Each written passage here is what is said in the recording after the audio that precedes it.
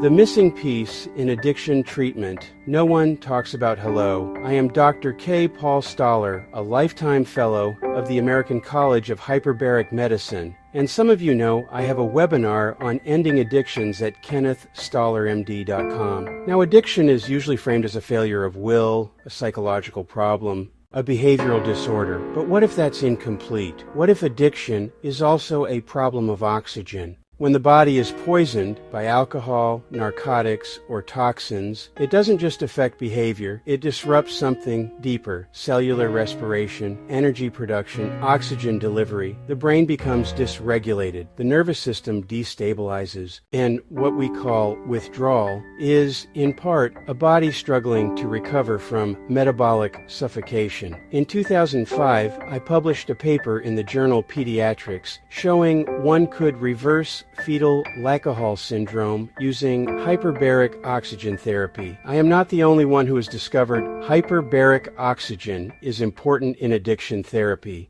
In a clinical study of over 300 patients, alcoholism, opioid addiction, toxic exposure, researchers introduced something unconventional: hyperbaric oxygen therapy, and what they observed was difficult to ignore. During treatment, patients didn't just stabilize, they shifted. Some experienced a calming, tranquilizing effect. Others felt a surge of energy, as if something inside them had been restored. But, more importantly, the objective markers changed. Neurological symptoms improved faster. Autonomic instability settled down. Cardiovascular function normalized. And the most striking outcome? Treatment time was cut nearly in half. Why would oxygen do this? Because addiction isn't just chemical, it's hypoxic. Cells deprived of oxygen cannot regulate themselves. Detoxification slows, energy collapses. The brain compensates in dysfunctional ways. Hyperbaric oxygen does three things. It floods tissues with oxygen, it accelerates detoxification, and it restores cellular energy production. In simple terms,